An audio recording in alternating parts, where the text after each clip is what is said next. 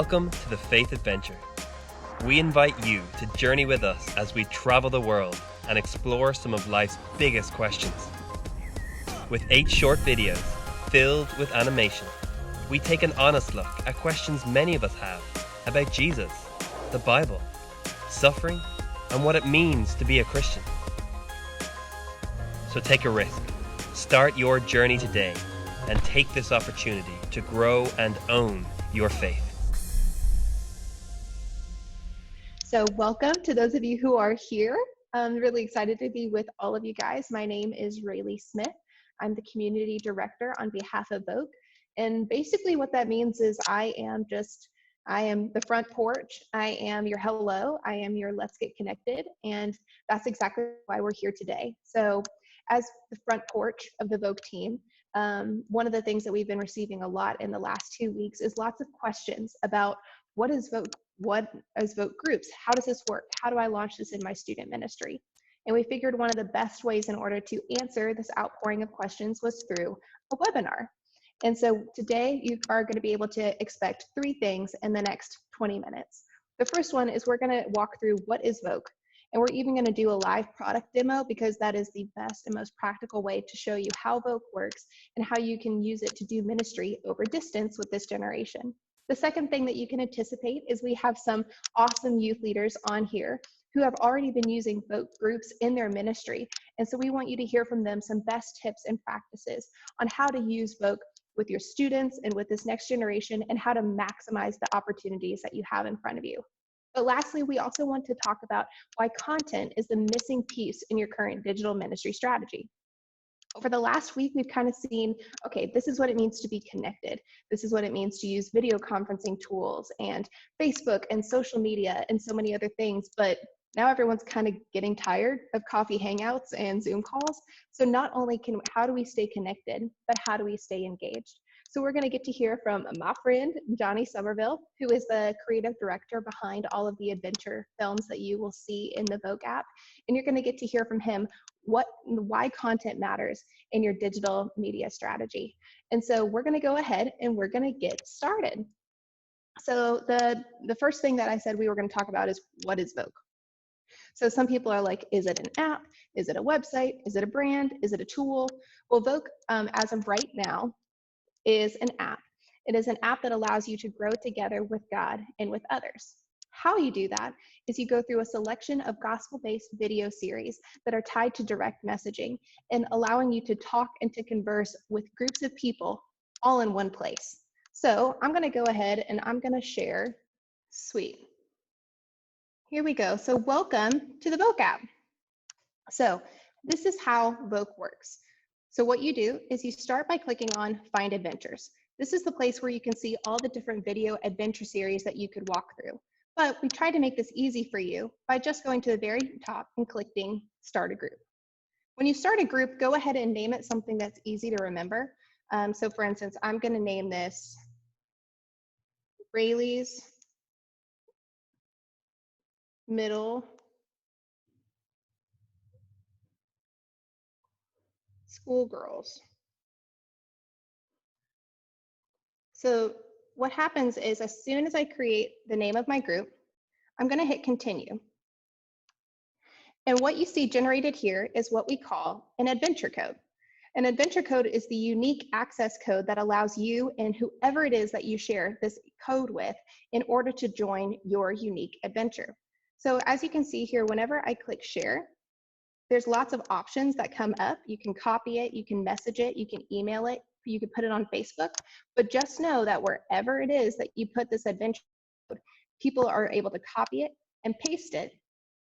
And then when they come here to find adventures, they'll go to enter adventure code and then paste it in there and it'll automatically add them to your adventure. And so we're going to go ahead and go to my adventures and I'm going to head into Rayleigh's Middle School Girls and I'm going to go ahead and get started.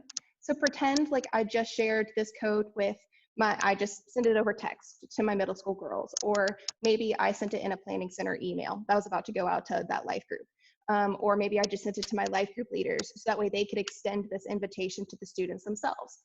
The options are limitless, but go ahead and just like Pretend like you just copied it, you shared it, and now we're here. So what we're going to do is we're going to go into the very first episode of this adventure. And I want to give you guys just a little, like a brief look at what this content looks like, because after that, the rest of it will totally make sense.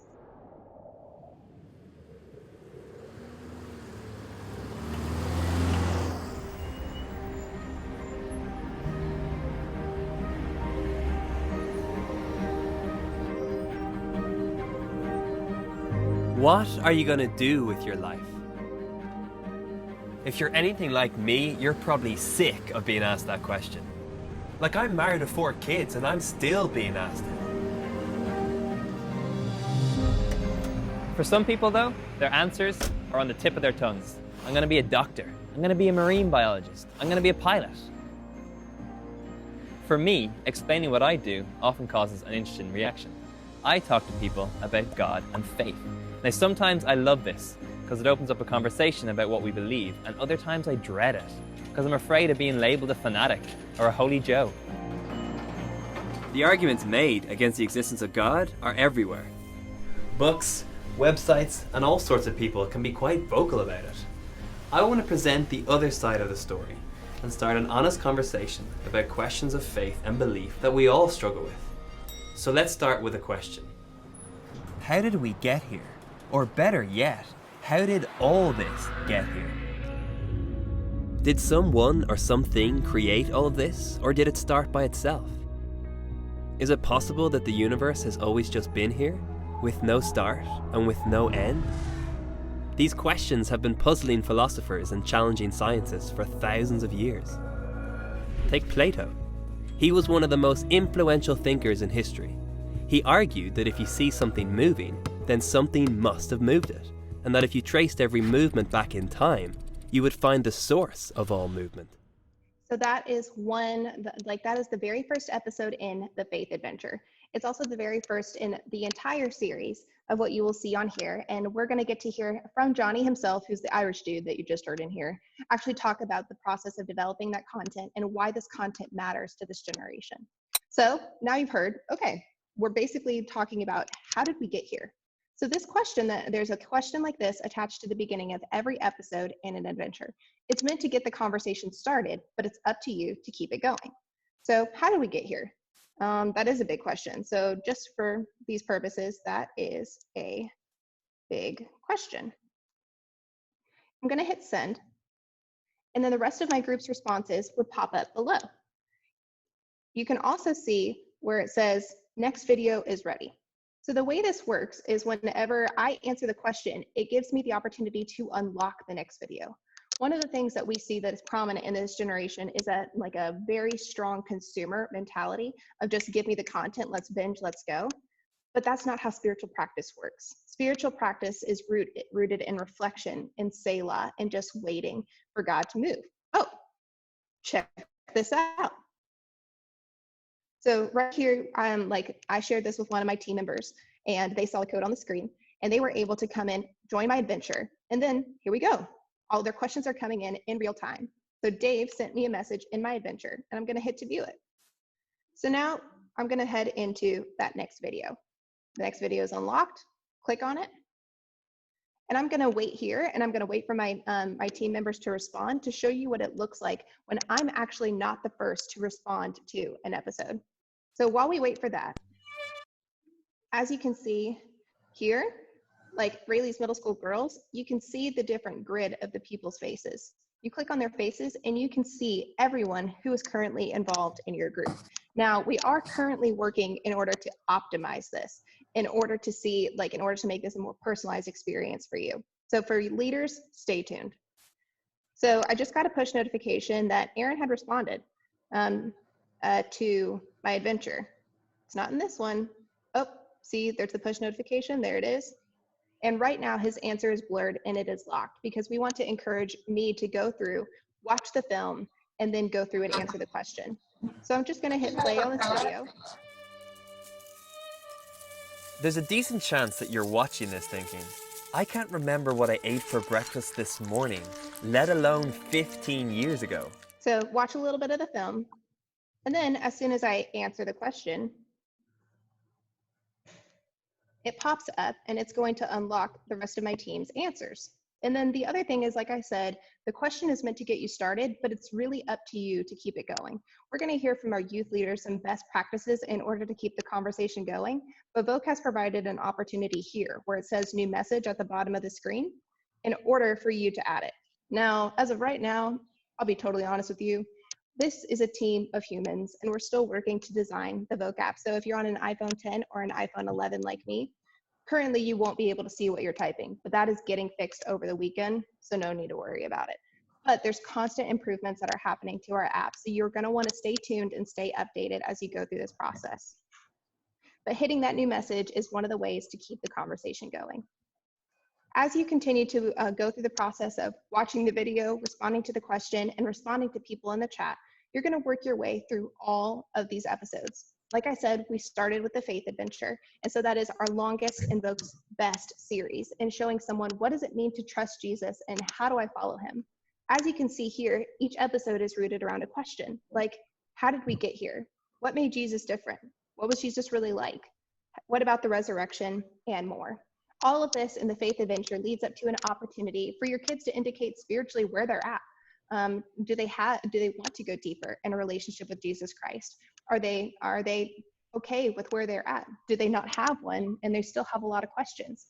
Where this helps youth leaders is it gives you the opportunity to gain insight into where your kids are and how you can come alongside them in order to continue to help them go deeper with God and with others. And so that is in essence how the Voke app works. We tried to make it simple and we tried to make it replicable. So the whole purpose of Voke for student leaders and for student ministries is for you to walk with your students through this so that way they can walk with others through it. Our purpose is to help your students find clarity, conviction, and confidence in the way in which they follow in their faith.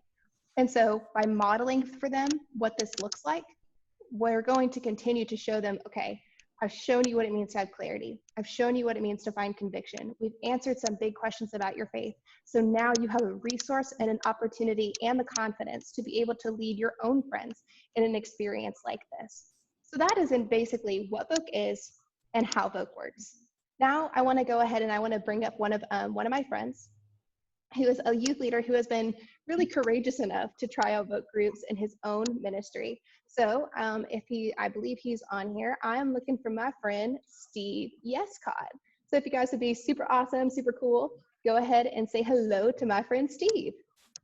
So Steve, we just wanted to hear from you, like, how have you been using Voke Groups in your ministry and how have you seen it at work in your students' lives?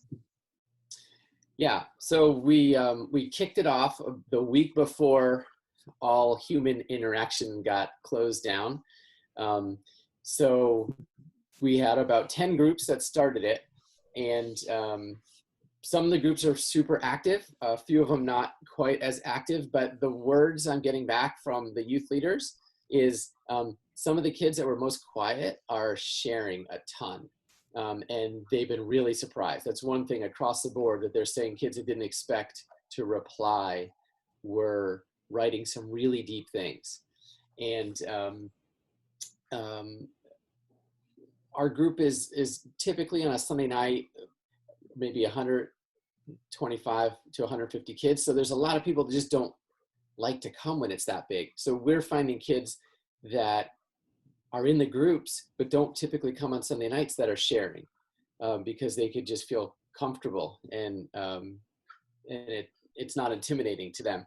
So one of our leaders decided to invite a couple of kids that hadn't been involved all year. They used to come last year. And so one of them, he's been replying and watching the videos and engaging, and he hasn't been this entire school year. But he was pretty active last year, but he's just kind of fallen away. So we're just getting a lot of really cool responses from our leaders who are really probably half the groups are pretty active. Like I just looked at my phone before and I have 145 messages. I'm in each group. So I got 145 messages since yesterday between our 10 groups. So a few aren't able to get it going really good right now, but then some of them are super active. But it's really good. That's so cool, Steve. Thank you so much for sharing. And so like you mentioned that one of the biggest ways that you've actually seen this work isn't just in students who would typically be intimidated by going into large group environments, but also giving leaders the chance in order to really see another side of growth in their students. So like as a tip on one of the best ways and to use Voke Groups, would you recommend like passing it off to your leaders in order to really build these relationships? Or what are your thoughts on that? Well, so yeah, the way we're broken down, we break into groups like each grade. So freshmen, sophomore, junior, seniors, and then what we did is the freshman girls leader. We have 2 leaders in each group, or sometimes more. So there's a female and male in each group. So then the female invited the girls, the male invited the boys, and they just added me into each of their groups. But I would love to give our whole group more training. Like when we get back together, we just haven't been able to do that yet, and give the group, because if they were to invite their friends who are in the group maybe but haven't been doing it, for them to resend the code to their friends, they would do it because they have more credibility maybe than our adult leaders.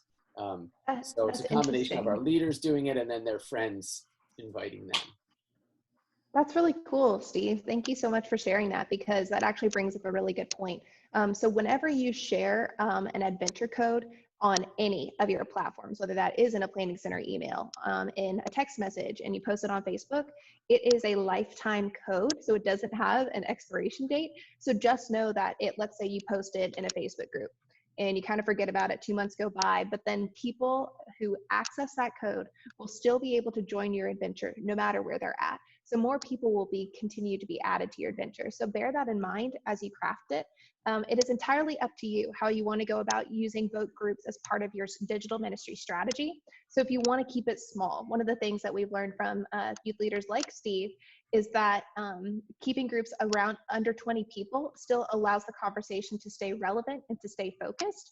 And it still allows for those interactions to become deeper than it would if it was a larger group. Plus, it's manageable for the youth leader, and nobody likes notifications totally blowing up their phone. And so that is another side of it. But I mean, if my phone notifications are blowing up because my students are getting to know Jesus more, and I'm really getting to hear their heart on the questions that they have and the things that they're thinking through and what is relevant to them right now in their spiritual life, I'll take my phone notifications blowing up any day. So thank you, Steve. And now we're actually going to hear about the creator behind the content and just his perspective on how this content was uniquely crafted in order to serve this generation. So please give it up for my friend, Johnny Somerville. What is up? Hello. What's up? Hello, you Zoom people. Yeah. Just on a little holiday here in Hawaii. I've been working in the Republic of Ireland for about 12 years, 15 years if you add on some voluntary years before that. And a lot of my ministry was very much on the front line, and so I was engaging with young people in schools across the whole country. And when I was younger, say 18, 19, 20, I really struggled to communicate. I wasn't very well equipped. But the more that I suppose I got used to engaging with skeptics and just young people, I realized that the best place to engage with them is with the big questions, because those are the questions that they carry. They have so much doubt, and that's where they want the conversation to begin. So they don't necessarily want to be told everything from the Bible straight off the bat, or they don't want to hear things out of context. They want to be engaged with the question that they currently hold, and unless you have something to say into that, then they're probably just not going to be very interested. So having been able to travel the country and share in schools, talk to large groups mostly, we just made a big kind of pivot, and we're like, this is a lot of effort for one team to get around the country. How can we, I suppose, take what we've learned, put it into a series format, and help youth workers and volunteers to reach tenfold the people that we have been reaching, and how can we equip them to bring the right type of content that's going to engage, because ultimately content is king in this generation, particularly in the Western world. And so that's what we set out to do. We from our own research, we kind of identified 8 significant questions that are holding young people back. And so we started to craft scripts and think of ideas. And we went filming around Ireland and Jerusalem and in the United States to put together kind of bite-sized video clips that would be quick, but at the same time would be quite meaty. And so these kind of videos probably differ a lot from the type of entertainment that young people might go to look for. But actually what we have found is that young people don't always want to be just entertained, and videos don't have to be super high class all the time. But if you bring depth and a sense of just sort of just being genuine with these big questions, there's been good feedback from that. So it's been a great joy to partner with Jesus Film. It's been a great joy to just see their engineers try to craft an app that's going to take content like this and bring it to the whole world. And what's really, I suppose, what's really exciting about it is, I suppose, firstly, being able to equip a young person to reach their friend in a very natural way. Come join me on this faith adventure. We'll watch this crazy Irish guy, but he kind of has some good things to say. Maybe you can come and engage with me. And so that's really exciting. But now that Jesus Film through the Voke app have added this group feature, I just think it brings it to a whole other level. You're going to have youth leaders that are going to be able to maybe, as we've already heard, kind of select these groups that you can journey along with. And it's just so cool to hear that even some of the quieter ones are the ones that are getting to share. Because sometimes, in live youth ministry, even in a live small group with the best of intentions, it can be hard to get people to talk. And it's not that digital is the future in of itself. Obviously, face-to-face is always the goal. But where digital exists, if we can be great servants in that realm, well, that's a very exciting thing altogether. So that's kind of the history of NUA, why we made the NUA film series, basically to make great content engaging with tough questions of the Christian faith to help engage young people today. And Jesus Film have just taken it 10 steps higher. So if there's any questions, you can shoot at me, but I hope really that has been half of what you wanted me to do. No, that was really awesome, Johnny. Thank you so much for just sharing, honestly, the big reason why behind it. And so, like, the other part of what I do as a community director is I'm not just the front porch for the Voke team, but I'm also the one that is out there in the field looking into the needs and the problems that this generation are facing, and then bringing them back to our team in order to say, hey, unless we are meeting these problems, we're not providing relevant solutions. And there's 2 things that you said that are really true of this generation. And for anyone else in student or youth ministry, you're probably picking up on this, but it's 2 things. One of them is students don't just want to be entertained. Like in ministry, we have gone so far sometimes in creating an entertainment environment that we are not educating this generation in order to carry the story of Jesus in a way they feel confident in. That's why Voke actually exists to solve what we call the 3 C's. We hope to give them clarity in their faith. So if you were to ask someone in Gen Z, we want them to be able to say, okay, like, tell me this about, why do you believe this about Jesus? Most of them would look at you and they're like, I don't know what to say. And let alone I wouldn't know how to tell it to you. I feel like I don't have the right words to say. But that's actually because they don't have something, the second C, which is convictions, meaning moments in their life where they can clearly identify, okay, this biblical principle, this thing about this attribute of who God is, I've seen this at work in my life, and it's a personal thing I'm able to relate to you. And so because they don't have clarity, the lack of conviction leads to an overall lack of confidence. You can't ask them to do something that they don't have the ability to do. So what Voke does is, in partnership with amazing content that addresses the big questions that this generation legitimately has, even if they've grown up in church for years, it takes the big questions that this generation is asking and gives them the clarity, conviction, and confidence in order to grow and own their faith. We want to be able to create a generation that is able to carry the story of Jesus with as much confidence as the generations before them. And if it means using content, and if it means doing it digitally, then we're going to do what it takes. We want to be here to answer their questions and give them a safe space to find answers. And a lot of the ways that happens is through awesome youth leaders like you, taking that beacon of hope and giving it to them and leading them through that process. So that's the story behind Voke. That is what Voke is, how it works, how youth leaders are using it in their own ministries, and how content plays a key role in your digital ministry strategy.